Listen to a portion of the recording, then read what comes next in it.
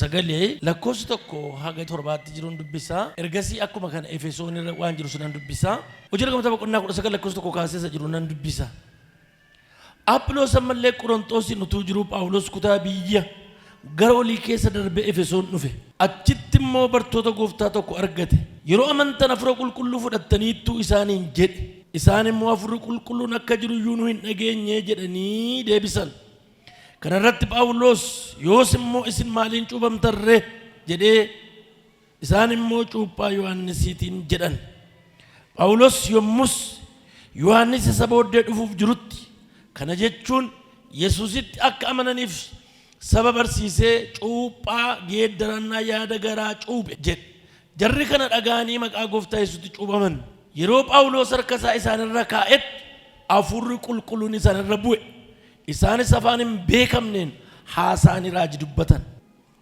Efesoon gubbaa isa jiru sunan dubbisa Efesoon boqonnaa 5 lakkoofsa 18 hanga 20tti dhugaatiidhaan machooftanii of hin wallaalinaa isaanis of hin balleessinaa qooda kana Hafuura Qulqulluudhaan guutamaa qooqa garaa garaatiin faarfannaa galataatiin weedduu hafuuraatiinis walharkaa fuudhaa garaa keessan keessatti faarfachaa galata gooftaaf dhageessisaa yeroo hundumaa waan hundumaa maqaa gooftaa keenya Yesuus Kiristoosiin Waaqayyo Abbaadhaaf galata galchaa kutaa kana keessatti olaanaa ta'e kan nu arginu dhimma Hafuura Qulqulluuti dhimma Hafuura Qulqulluu gaafa ka'u mana barumsaa macaafa qulqulluu gaafa galtan sadarkaa sartifikeetiitiin gaafa barattan koorsii tokko ta'e barattu sartifikeetii irraa diploomaan isaa bal'ate diploomaa irraa digriin isaa bal'ate digrii tokkoffaa irraa lammaffaa barate digrii sadaffaa PhD hojjettan baay'ee bal'iftanii kan isin hojjettan barattan jechuudha wantichi wama yoo jedhanii bukkee darban utuu hin taane baay'ee wanta gadi fagoodha mata dureen isin ilaaddee irratti walii wajjin ilaallu mata duree hin jijjiiramne waan jedhu irrattan sagalee Waaqayyo isiniif qoodu innis maal yoonaan jettanii dhimma Hafuura Qulqulluu mee ol kaasaati harka keessa mirga ol fuudhaati Hafuura Qulqulluu jedha ayyaame waa'ee Hafuura Qulqulluudha akkasi yaaddan nan barbaada Hafuura Qulqulluun kuni namoonni tokko humna sosocho'u jedhanii yaadu Hafuurri Qulqulluun humna sosocho'u tokko miti haa jennee kan ittiin humne kaanu qofa miti Hafuurri Qulqulluun humna miti humna laata malee Hafuurri Qulqulluu dhumti kun eenyu yaada gabaabaan isinitti hima Hafuurri Qulqulluun eenyu isa jedhu isin agarsiisa Hafuurri Qulqulluun Waaqa faarfannaa tokko dur faarfanna turre akka jedhama adhuguma Waaqa adhuguma Waaqa Hafuurri Qulqulluun dhuguma Waaqa Waaqaan jedhe Waaqa sanyii miti Waaqa sanyii kootii jedhumni isa miti Waaqa sanyii miti Waaqa Waaqa lammaffaa sadan tokkummaadha sillaasee no Hafuura Qulqulluu jechuun sillaasee sadan Waaqa tokko isa jennudha jechuudha abbaan ilma caalaa ilma Hafuura Qulqulluu caalaa Hafuurri Qulqulluun kan caalame isaan tokko walin caalan walittiin dabalaman garaagaran ba'an tokko hin caalu tokkummaadhaan barabaraan jiraatu namni jireenya sirrii qabu Waaqa wajjin sirrii gaafa ta'u dhimma Hafuura Qulqulluu gaafa ka'u dandeen ta'u maaliif kan fayyine Hafuura Qulqulluudhaan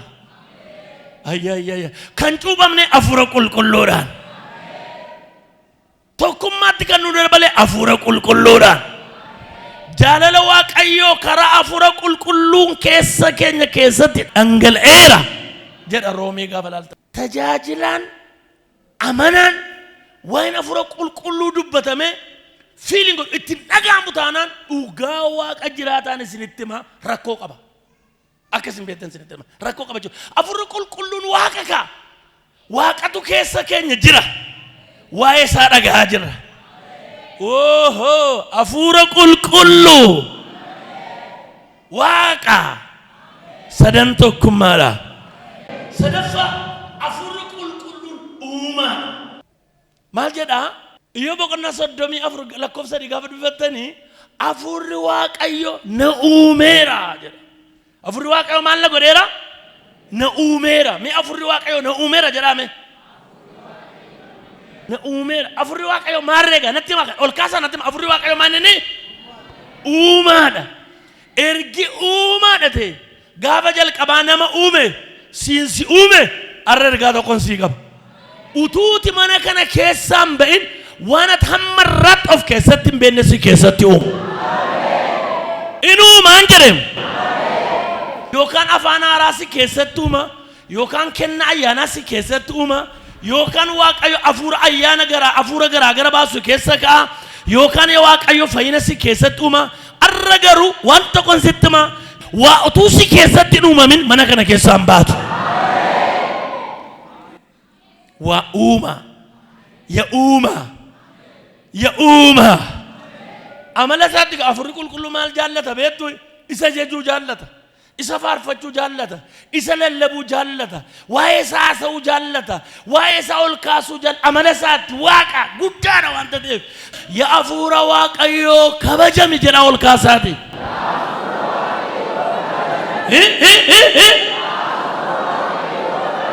Hafuurri Waaqayyoo sirratti kabajame. Haala sana keessa dabarte mana isaa keessa akka jiraattu kan si godhe hafuura Waaqayyooti. Bubbeen sirratti ka'e, haalli sirratti godhame, wanti sirratti ta'e mana gooftaa keessaa si baasa ture hamma irraatti ciniinnattee kufaa ka'a as ga'uun kee gargaarsa hafuura qulqulluuti. Baga gammaddan jedhe.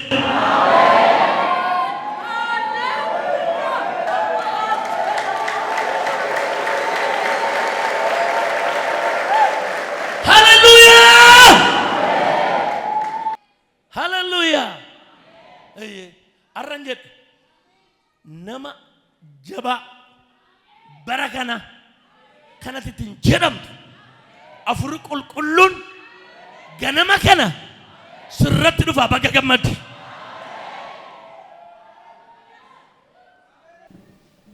Waldaan keenya bareedinni waldaa keenya wayyaa keessan miti. Bareedinni waldaa keenyaadha gamoo kana miti. Gamoon kun bareedina keenya miti. Bareedinni keenya afaan haaraadha. Afaan haaraa haasa'u, afaan raajii dubbachuu, kennaa ayyaana garaa gara baasuun tajaajilu manaafis malee bareedinni keenya hafuura qulqulluu. Gubaa'een keenya sharaaraaraara gaafa jedhu waan dinqiidha jenna. Inni kaa bareedinni keenya hin jedheen gaafa gooftaan gidduu keenyatti argamu sakanaadhaan siin jedheen. Waan tokko isinitti hima. Ejjennoo gooftaa yeroo biyya lafaarra ture waa'ee hafuura qulqulluuf. Ejjennoo yeroo gooftaan keenya Yesuus Kiristoos biyya lafaarra fooniin ture dhimma hafuura qulqulluutiif ejjennoo ni qabaachaa ture. Machees waan Yesuus ejjennoo godhate nu ejjennoo godhannu taanaan nu duuka buutu isaa miti. Waa'ee hafuura qulqulluu ejjennoo Kiristoos yeroo biyya lafaarra ture qabaachaa ture sana hin qabnu taanaan nuti kiristiyaana miti jechuudha. Ejjennoo isaa yeroo biyya lafaarra ture inni jalqabaadha wajjin ta'uu hafuura qulqulluu dhiina mana ofirratti sin eega ture. Isaayyaas boqonnaa 61 lakkoofsa 1-2, Luqaas boqonnaa 4 lakkoofsa 18-20. Isaayyaas boqonnaa 61dha. Sagalee misraachoo warra gadadamootti akkan himuuf Waaqayyo na dibeera. Warra garaan isaanii cabe akkan fayyisuuf, warra booji'amanitti gadhiifamuu, warra hidhamanitti hiikamuu akkan labsu inni na ergeera. Isa Luqaas irraa immoo sin agarsiisa. Isa Luqaas irraa lakkoofsa 7 kaasa macaafa raajii Isaayyaas itti kennenaan maraa macaafichaa diigee kutaa dubbiin itti fufee jiru itti caafame argatee dubbise. Inni hafuurri gooftichaa anarra jira. Sagalee misraachoo warra gadadamootti himuudhaaf na dibeera. Warra booji'amanitti akka gadhiifaman labsuudhaaf, warra jaamaniif agartuu deebisuudhaaf, warra cunqurfamaniif immoo luba baasuudhaaf, waggaa ayyaanaa jaalala gooftaa labsuudhaaf na ergeera kan jedhu ture jedha. Biyya lafaarra gaafa dhufu Yesuus Kiristoos kan inni waa'eesaa ittiin dubbatan isinitti hima. Ejjennoonsa afurri goofticha anarra jira. Waaqayyo na dibeera. Narra maaltu jira jedhee afura gooftaatu narra jira. Tajaajilan ilaadhu kana qaba jedhe. Warra garaan isaanii gadde. Warra garaan isaanii cabe. Kan tajaajilli kee nama bira ga'uu danda'u. Jijjiirama fiduu kan danda'u. Yoo maal ta'edha? Yoo afurri waaqayyo sirra jiraate qofa. Afurri waaqayyo sirra jiraatu taanaan waan ati dubbattu waan biraa, waan ati gootu waan biraa, waan waliin argatu laphee namaan argatu jechuudha. Namni kun halleluuyaa jechuudha. Gammaduu hin danda'u jechuudha. Afurri waaqayyo sirra jiru taanaan jijjiirama fiduu hin dandeessu. Luba baasuu hin dandeessu. Si duukaa jira afurri qulqulluun. Sirra jira afurri qulqulluun. Amma wanti itti dhaga'amaa jiru jira. Amma waa'ee afura qulqulluu haasamaa jira. Warra afurri qulqulluun irra jiru mallattoo tokkotu jiraan jedhe. Wayitu keessa isaanii jiraan jedhame. Wayitu isaan sosochoo isaan jedhame. Afurri narra jira. Kan inni ofirratti eegu waltajjiin eegu ture gooftaan. Simannaa namootaan eegu ture gooftaan. Benefitii bu'aa biraan eegu ture gooftaan. Kan inni eegu ofirratti maal ture beetu? Afura waaqayyo. Afurri waaqayyo anarra jira. Warri afurri qulqulluun irra jiru safaratti nafan. Warri afurri qulqulluun irra jiru nama ganda tokkoo ta'anii nafan. Warri afurri qulqulluun irra jiru waldaa tokko keessatti, naannoo tokko keessatti, dhaloota tokko keessatti nafan. Ceenii tokko malee. Rivaayivalii biyya addunyaa kanarratti ka'e. Seenaan isaanii gaafa dubbatamu abalu biyya akkasii namni gurraacha akkasii, namni hindi namni akkasii, namni Awurooppaa namni akkasii, Ameerikaadhaa namni akkasii isaan hin jiraniin leegaasiin isaanii garuu jira. Warri afura qulqulluu irra jiru dhaloota yeroo sanaa qofa miti darbanii deemu. Kan attamitti jirta amma afurri qulqulluu narra jira. Faarfannaa tamaan faarfatu tokko nan yaadan ture jee tokko guutuu laphee kora jira. Ibsaa waaqayyoo isin jedhee faarfatu jechuudha. Inni ibsuun kan barbaadu waa'ee afura waaqayyoo. Ibsaa waaqayyoo ammallee dhaamne narraa jedha. Inni dhaamnaan du'uu keenya wayya. Ilaa namni kun dura akkas tajaajila, ilaa akka barsiisa, ilaa dur gooftaan dhimma itti ba'a. Amma garuu akkasana miti. Kana dura dafee nu fudhachuu nu wayya. Ani waan tokko siin jedha. Akka gooftaarra jiraate afurri waaqayyo sirra jiraatu. Kiristinnaan afura waaqayyoon ala hin danda'amu.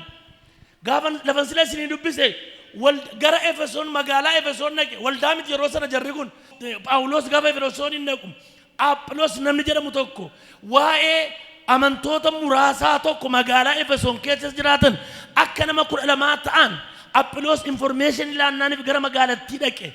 Yeroo dhaqee jaras barbaade argate. Isaanii wangeela lallabnaan jarri sun wanti lallabamu galuu fidide. Yeroo afurri qulqulluun jireenya keenya irra hin jirre, yeroo afurri qulqulluun nu keessa hin jirre, waan agalgaa hin dubbatu, waan inni lallabu dubbatu, wanta inni barsiisu dubbatu, wanta inni raaju dubbatu, wanta warri faarfatan dubbatan, waan waltajjii irraa godhamu nuun galu. Garuu gaafa afurri qulqulluun nurra jiru wal qixan isin hin jedheen.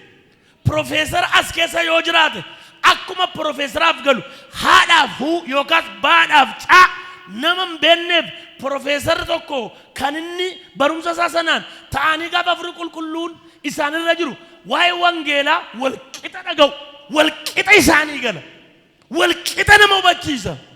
Jaraaf galuu dide, jaraaf hin galle. Wanti ergamaa Phaawulos jedhu hin galle. Isin afura qulqulluun fudhannee namni tokko bar tokko afura qulqulluun guutamanii amma garuu yoo isin afaan haaraa yoo jettan hin haasaan hin jiru gaar. ጎፍታ ኢየሱስ ገሩ መታወቂያ ነው። ሃሌሉያ ነረጅራ ነረጅራ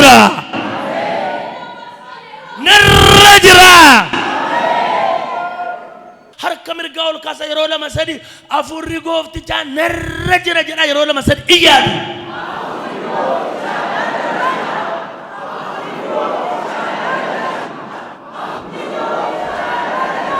Bara sirra jiraatu. Sirra jiraatu. Magaalaya. afurri waa goofticha maalini narra jira lallabuu nan danda'a barsiisuu nan danda'a warra hidhaman hiikuu nan danda'a warra hidhaman hiikuu nan danda'a warra garaan isaanii gadda jajjabeessuu nan danda'a maaliif yoo jettani afurri goofticha narra jira inni sirra jiraannaan hin barbaadamtaan jedhe warri afurri waaqayyo irra jiraatu hinuma barbaadamu warra jallin irra jiru hammeen irra jiru inaafan irra jiru ajjeesun irra jiru maqaa namaa balleessun irra jiru seenaa nama ajjeesun irra jiru irra afurri waaqayyo irra jiraatu isaan safarattabu sirra afurri waaqayyo jiraannaan eenyullee yoo si qabate cabsee si baasa wayyaa dhabdanii afurri waaqayyo sirra jiraannaan garu cho hallelujah gara waldaa Efesoon amantoota Efesoon gaafa dhaqee isin afura qulqulluun guutamtan hin beennu jedhanii hin beennu guutamuun akkana jiru hin beennu naan isaanitti wangeela lallabee harka isaarra kaa'ee afura qulqulluun guutamanii afaan haaraasaa na dhagaa jirtu afaan argee haaraasaanii booddee dhiisee waggaa sadii isaan tajaajilee waggaa sadii isaan bira jiraate isaan bira deeme waggaa 20 booddee mana hidhaa Roomen jiraate ammas maal jedha akkuma gaafa sana afura qulqulluun guutama mata duree koon jijjiirre ammas guutama ammas guutama waggaa 20 booddee mana hidhaa keessa taa'ee ergaa mana hidhaa keessa yawarra Efesoon gaafa waa'ee gara keessa nufi afura qulqulluun kaasemni guutamaan jedhamni arrasumarra deebi'een jedha afura qulqulluudhaan guutama utuu jallini nun guutin utuu wal irratti ka'uun nun guutin utuu wal ajjeesuun nun guutin utuu hame nun guutin utuu wanti biraa nun guutin dur gaafa jalqabaadhaan isiniin jedheen gidduu keenya kan socho'u afura qulqulluu namni afura qulqulluutiin guutame afaan haaraasaa wayyaa dhufeen hin galu ture sobamoo dhugaan wayyaa dhufeen galuu yeellaa wayyoo wayyaan irratti badee dhoqqeen balleessee baadiyyaa keessatti isin jedham namatti galu yeellaa ture arra garuun isin jedham akka dhufnetti galle akka dhufnetti isa akka zinnaatti machaa jirra an ergaansii qaba ati dura akkasin turre afurri qulqulluun si haa guutu jedhe ati akka jireenyaatti yaaddaam hin jirtuum afura qulqulluu malee hin jirtuum attamitti nan dagadhanii isa nama na godhe maal jedha beektu warra Efesooniin isin kan muudamtan jedha jaarsoliidhaan isin kan muudamtanii maalin jedha afura qulqulluutiin afura qulqulluun muudamte isa jaarsa waldaa si godhe isa daaqunii si godhe isa faarfataa si godhe isa ittiin muudamte akkamittiin kabajuu dadhabda akkamittiin kabajuu dadhabda isa nu muudama isa nuu laate misraachoo ati beekis hin beekinis muudamni sii laatameera sin kakaasu taanaan waa'ee afura qulqulluuf hin kakaatu taanaan karaa kam nu tajaajilta dinsiin jedheman maal nu tajaajiltan jedheman hama nu tajaajilta soba nu tajaajilta ajjeessaa nu tajaajilta kunoo kanii kamu afurichaani gooftaanoo kana hiikeeti ani afura waaqayyoon dibameera jedhe afurri waaqayyoo si keessatti qabate maaliif dhaame arra maqaa Yesuusin keessanii haa baba'uuti lammaffaa ejjennoo gooftaadha waa'ee afura qulqulluutiif hin dhaabbates iniyyees wangeela maatti Yohaannis boqonnaa 7 lakkoofsa 14-18 37-38 naa dubbisi dhaggeeffadhaa guyyaan wayyaanichaa guyyoota sana hundumaarraa caalaa guddaa ture guyyaa sanatti Yesuus ka'ee dhaabbatee sagalee isaa ol fudhatee namni dheebote yoo jiraate maal godhu haa dhufu haa dhugus namni anatti amanu akkasuma haa godhu macaafni akkuma dubbate Yaan bishaan jiraataa garaasaa keessaa hin burqaa jedhe. Inni dubbii kana waa'ee hafuura qulqulluu isa warri isatti amanan fudhachuuf jira. Waa'ee hafuura qulqulluu warri isatti amanan fudhachuuf jiranii dubbata. Namni isatti amane hafuura kana fudhachuu akka danda'u. Inni iddoo ulfina isaatti olii fudhataminiif waan fudhataminiif. Inni iddoo ulfina isaatti waan olii fudhataminiif. Yeroo san hafuurri qulqulluun ammayyuu hin kennamne ulfaadha. Wanta kun isin agarsiisa. Gooftaan Yesuus Kiristoos dhimma hafuura qulqulluuf xiyyeeffannaa addaa laata. Gooftaan Yesuus Kiristoos dhimma hafuura qulqulluuf xiyyeeffannaa addaa laata. Maal jedhee? Dhuma duraanii taa'ee barsiisaa ture. Gaafa dhimma hafuura qulqulluu bira ga'u garuu hin teenye. Waa'ee lamaan isinitti hima. Barsiisonni Israa'el kabaja barsiisaa jedhamu gaafa barsiisan ta'anii barsiisu. Gaafa barsiisanii na dhagaa jirtu ta'anii barsiisu. Sagalee isaanii sun hin fuudhan. Sabatu dhaabbatee dhagaarraa kanadha. Sila taa'ee barsiisaa ture yeroo dheeraadhaaf. Dhimma hafuurri qulqulluu gaafa bira ga'u garuu hin teenye Yesuus.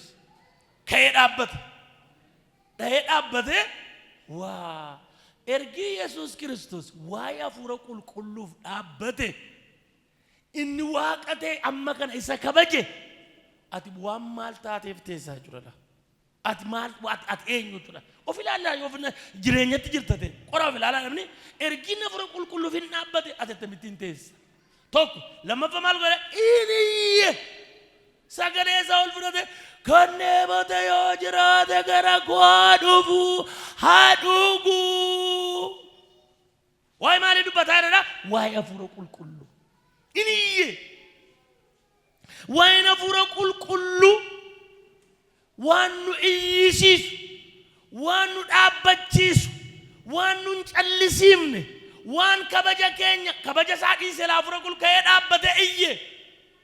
Misraachoo yoo isaaf dhaabbatte ta'e arrasiif dhaabbata. Akkaataan itti isinitti haasawu hafuurri qulqulluun gaafa bira ga'u Yesuus hin callifne iddoo itti laate. Kanaaf attamitti hin callifta. Mi haleluuyaa jedha haleluuyaa jedha gaafa jennu haleluuyaa. Yeellaa gaa sagalee isaa ol fuudhaa kabaja isaatiif. Kan isaa Yesuus kan iyyee ati eenyuudhaan sin jedhama. Waa'ee hafuura qulqulluuf hin iyyeem. Hin iyyeem. Hin dhaabbateem.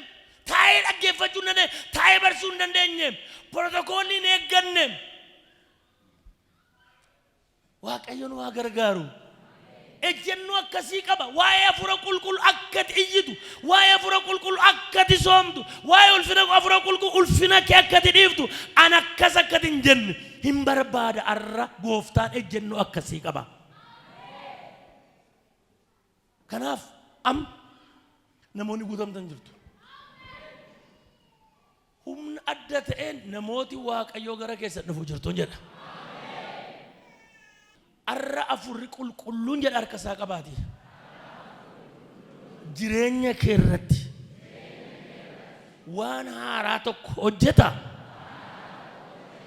Isa jalqabaa jedhaani. Eebodhu jedhaani. Isa lammaffaa jedhaani. Amani jedhaani. Hafuurri qulqulluun si keessatti hojjetu. Hallelujah. Abeet hafuura qulqulluu. Isaa wajjin taanaan ati nama salphaa miti. Isaa wajjin taanaan ati nama taraa miti. Isaa wajjin taanaan ati nama akkasumaan miti. Isaa wajjin taanaan ilaan jedhaman waan hundumaa diddee darbuu dandeessa.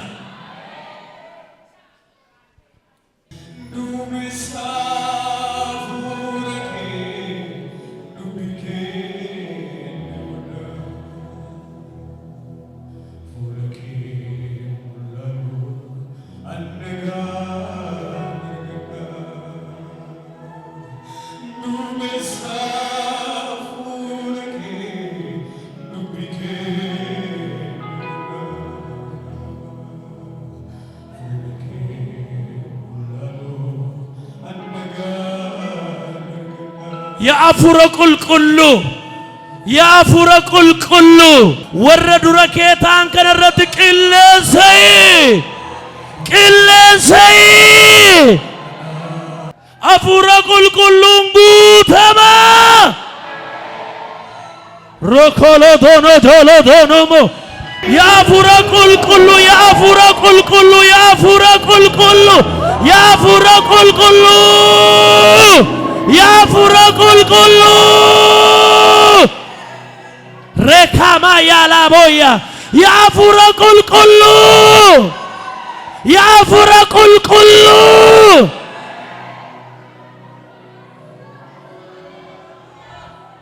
jekalaba afura qulqullu afura qulqullu afura qulqullu ya afura kabajama ya afura ulfina ya afura ulfina ya afura waqayyo ya afura waqayyo ya afura fayyina nurratu kotu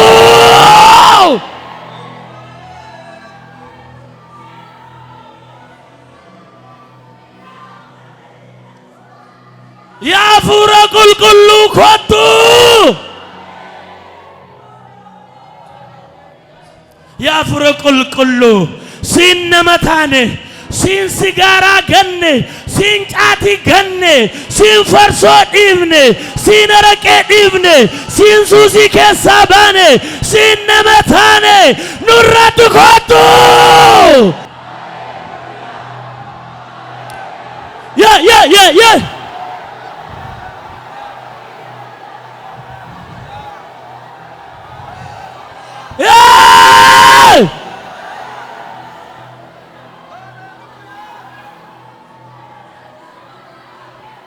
Hallelujah!